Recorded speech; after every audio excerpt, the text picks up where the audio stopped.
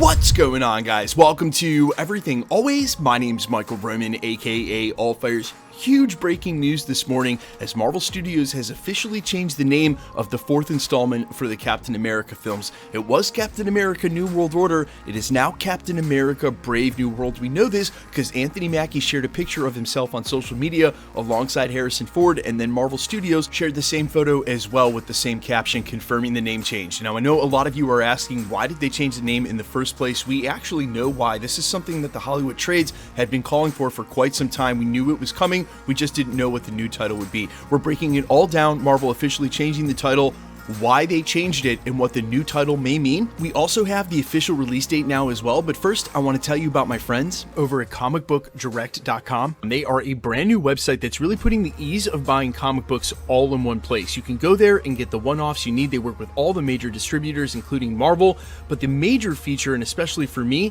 is that if you're in the middle of a run, you can go ahead and subscribe and get those books delivered to you weekly, which makes it easier than ever, especially in the modern day of Marvel, to keep up with these stories. You can go ahead and pay in advance, get a bigger discount, or just pay as you go. And if you act now, for the next 100 people who sign up below, you're going to get 20% off. That link is down in the description. Again, that's comicbookdirect.com, the easiest place to get everything from figures, mangas, collectibles, and especially the comics you want. Now, as far as the name change, some of you may or may not remember that originally when Falcon and the Winter Soldier hit Disney Plus, that the original LLC name, due to the storyline, was Pandemic Productions LLC, because the original storyline for Falcon and the Winter Soldier TV show included a pandemic. Now, it was very obvious that that pandemic storyline was rewritten in face of the real pandemic, in an instance where art imitating life is not something you'd want. You don't want to go releasing a TV show while we're still in the middle of the pandemic in 2021, but as it turns out, now Captain America 4's New World Order title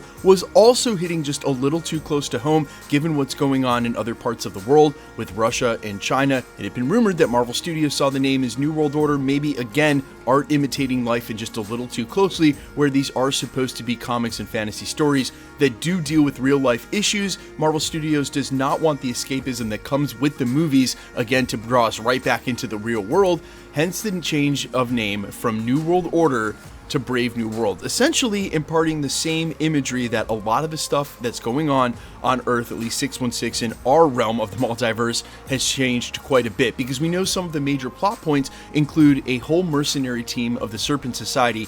They've already been filmed now on set, they're confirmed, as well as Tiamat Island most likely producing a brand new metal, which we're all assuming is going to be Adamantium's introduction into the MCU. Either way, you're going to have someone like Thaddeus Ross, who, while on the side of the United States government, has really never been on the side of our superheroes, and who eventually will be a villain in the Red Hulk, taking the role of President of the United States. You have a villain mercenary group working underneath him in the Serpent Society that we assume will be at his direction or Val's direction, and of course the Thunderbolts coming after Captain America Brave New World will basically fill in for that team. And then you have Anthony Mackie, who will be on the side of the people and the US, where he has always been as Captain America, fighting against the brand new establishment, i.e.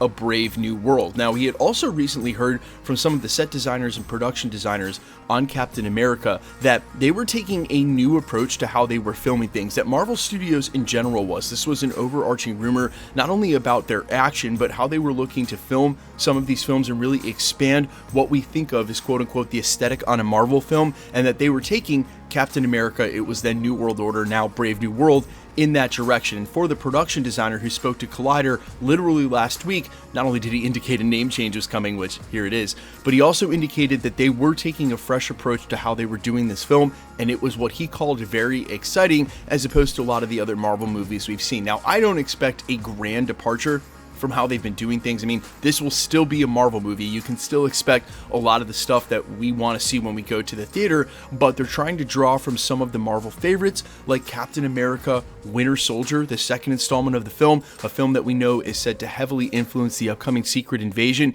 And in that, they use the words quote-unquote ground the story, where of course you're going to have a Red Hulk, a team called Serpent Society that's dressed up and acting like snakes, a flying Captain America with another flying sidekick, and actually multiple Captain Captain Americas, because we know Isaiah Bradley will be back in the mix as well. Carl Lumley's already confirmed. We also assume we're going to see a young Patriot. You basically have a Cap Corps facing off against a villain team. There are a lot of ungrounded elements that are playing into this film, pun totally intended, including adamantium, but keeping the story grounded rather in things that we all know are intrinsic to Captain America. Basically, whether or not to take the super soldier serum, which side is the good side, and who do you fight for when maybe the side you were on isn't the side you thought it was. Basically the exact same callback to Captain America Winter Soldier, when Steve Rogers is realizing that maybe S.H.I.E.L.D. isn't exactly what he thought it was, and even before the major Hydra reveal, he could tell that their intentions with the helicarriers weren't pure. So I think that there are a lot of levels here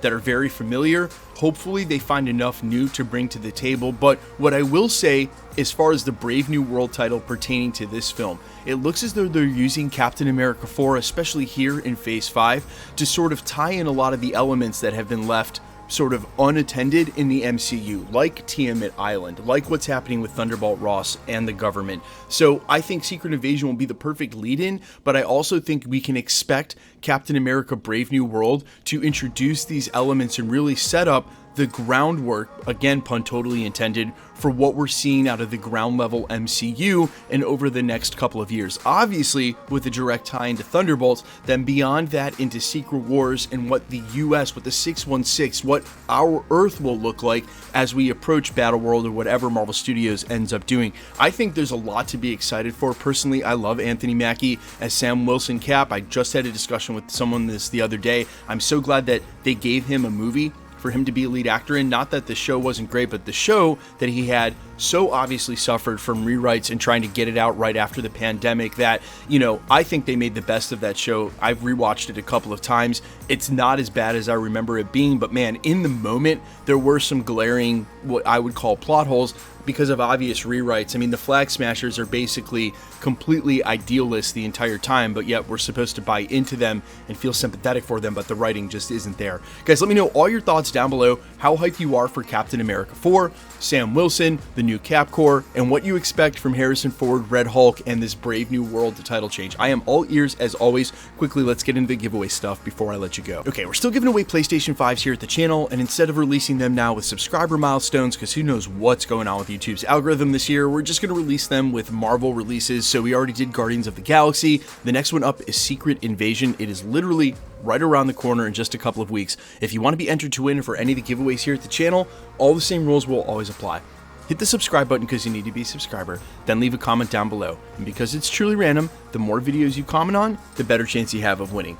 All winners will be announced at the end of videos, the same way we're doing here. The best way to keep up with the content has always been to hit the notification bell with all notifications turned on. And as always, if you liked today's video, I would appreciate it if you'd hit the like button. My name's Michael Roman. You can find me in a couple of places. Instagram and Twitter at I'mFires. You can also find me on every platform you listen to original music. That's Spotify, YouTube, Amazon, Apple, iTunes, under the name All Fires. And while I'd sincerely appreciate you checking my music out, thanks for checking this channel out. Stick around. We'll be posting again real soon.